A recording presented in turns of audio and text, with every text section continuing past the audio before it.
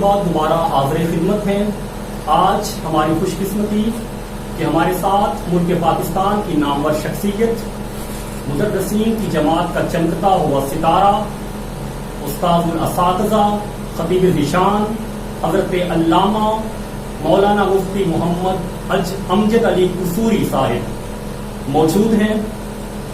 آپ سے درخواست گزار ہوں کہ آپ ہماری رہنمائی فرمائیں کہ قرآن مجید میں گھر کے اسلامی ماحول کے لحاظ سے کیا سبق موجود ہے۔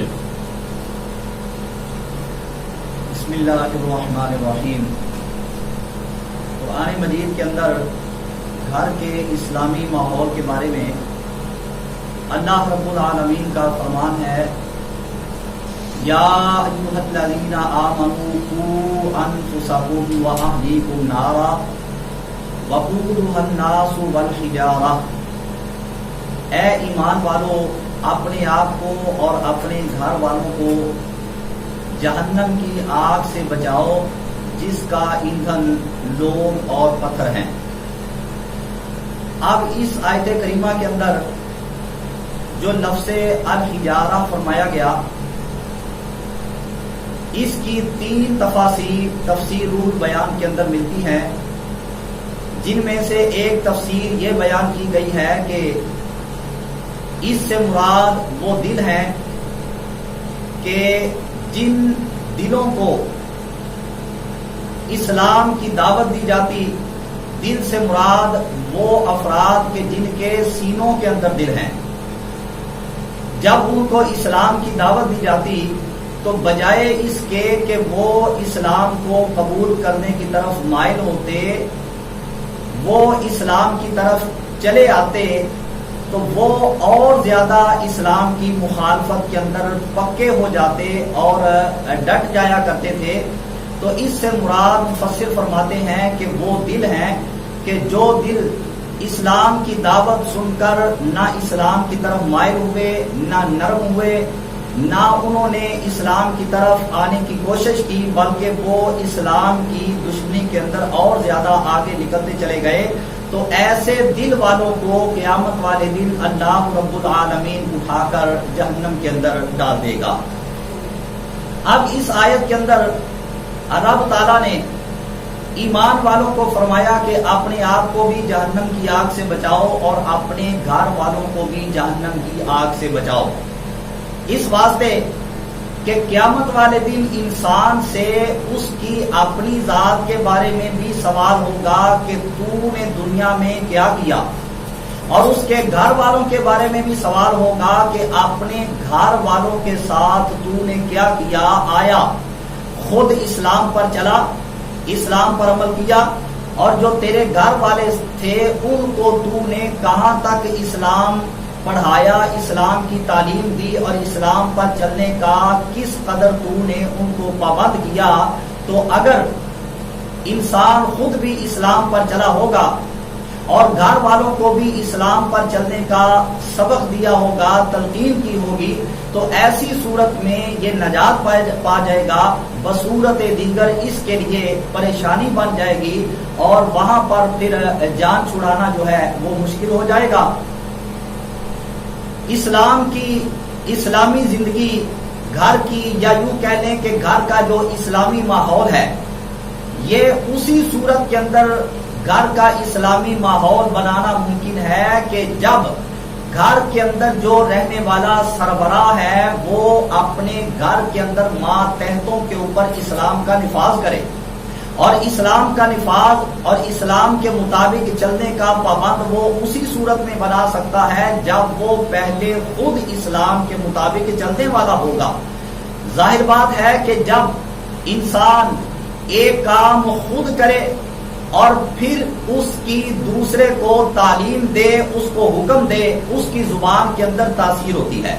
اور جب خود اس پر عمل پیرا نہ ہو اور یہ کہے کہ میں دوسرے سے بات کروں تو میری بات میں اثر ہو، تاثیر پیدا ہو جائے، دوسرے کے دل میں اثر انداز ہو اور وہ بندہ میری بات سن کر اس پر عمل کرنا شروع کر دے، تو ایسا نہیں ہو سکتا۔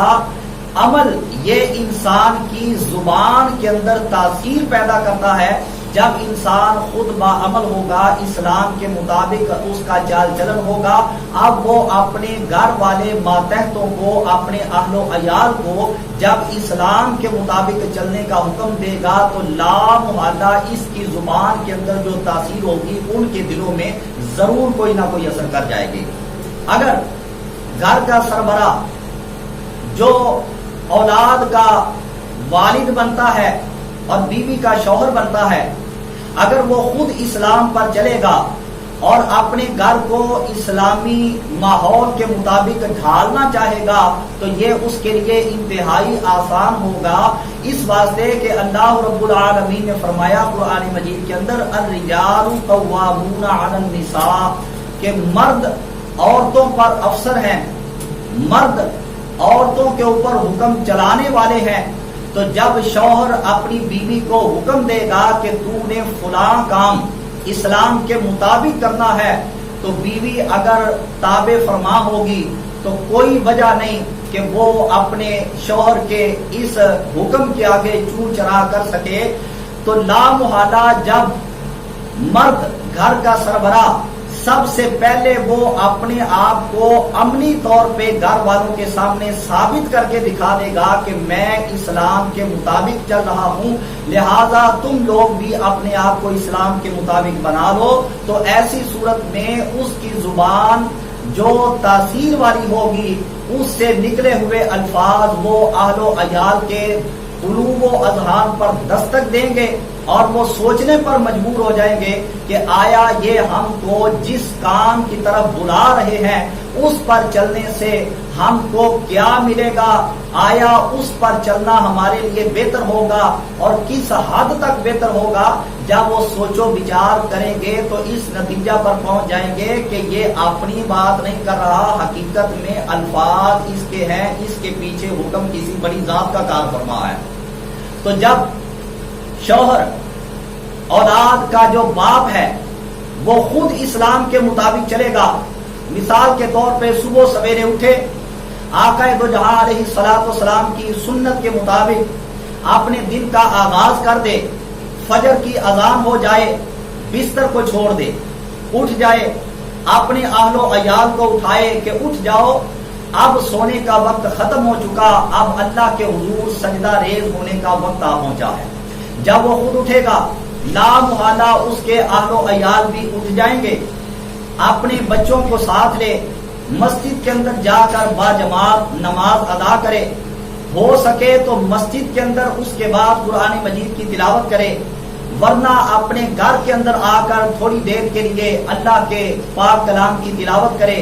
ساتھ اپنے بچوں کو بٹھائے، اگر سمجھدار ہیں تو ان کو ساتھ بٹھا کر کہے جیسے میں تلاوت کرتا ہوں تم بھی تلاوت کرو، جتنی دیر میں تلاوت کروں گا اتنی دیر تم بھی تلاوت کرنے کے پابند ہو۔ اگر بچے بالکل چھوٹے ہیں، قرآن مجید پڑھنا نہیں جانتے، ایسی صورت میں ان کو اپنے ساتھ بٹھائے، اس کا لازمی نتیجہ یہ نکلے گا کہ ان بچوں کے ذہنوں کے اندر ایک تصور بیٹھ جائے گا کہ یہ اللہ تعالیٰ کا پاک کلام ہے، رب تعالیٰ نے اس کو ہماری ہدایت کے لیے نازل کیا، اس پر پڑھیں گے، اس کو پڑھیں گے برکت ملے گی، اس پر عمل کریں گے آخرت کے اندر نجات پا جائیں گے، دنیا کے اندر پڑھیں گے رب تعالیٰ دنیا کے اندر بھی عزت عطا فرمائے گا، آخرت کی عزت سے بھی مالا مال کر دے گا۔ تو وہی بچے جو آج چھوٹے ہیں، قرآن مجید پڑھنا نہیں جانتے، دیکھنے کو ملے گا کہ وہی بچے اپنے باپ کے اس عمل کو دیکھ کر، اپنے بڑے بہن اور بھائیوں کے اس عمل کو دیکھ کر کہ وہ فجر کی نماز ادا کرنے کے بعد اللہ کے پاک کلام کی تلاوت کیا کرتے ہیں، جب بھی گھر کے اندر کبھی ان کے دل کے اندر جذبہ پیدا ہوگا، وہ یا تو پارا پکڑ کر بیٹھ جائیں گے یا اللہ کا پاک کلام پکڑ کر اسی طرح بیٹھ جائیں گے کہ جس طرح ان کا والد ان کے سامنے بیٹھ کر اللہ کے پاک کلام کی تلاوت کیا کرتا تھا۔ اور پھر اس کے بعد ناشتے کا وقت آئے، کھانے پینے کا وقت آ جائے، اپنی اولاد کو بتایا جائے کہ کھانا پینا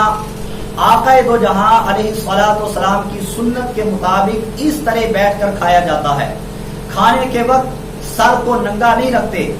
سر کو ڈھانپ کر کھانا کھایا جاتا ہے، پانی پینے کا ان کو طریقہ بتائے کہ یک بار کی پورا گلاس جو ہے اس کو نہیں پی جاتے بلکہ 3 گھونٹوں کے اندر پانی پیا جاتا ہے، تو اس طرح جب گھر کا سربراہ اپنی اولاد کی تربیت کرے گا تو وہ اولاد بچپن کے اندر یہ سبق سیکھنے والی، جب یہ سبق سیکھ جائے گی تو یہ سبق ان کے قلوب و اذہان کے اوپر اس طرح پختہ ہو جائے گا کہ جس طرح بزرگ فرماتے ہیں کہ پتھر کے اوپر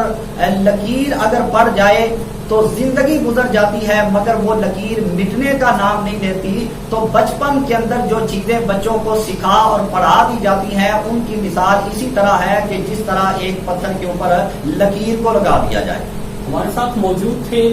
مفتی محمد امجد علی قصوری صاحب، نہایت پر اثر اور خوبصورت گفتگو فرما رہے تھے. پروگرام میں اس وقت ہم بریک پہ جا رہے ہیں، ملتے ہیں مختصر وقفے کے بعد.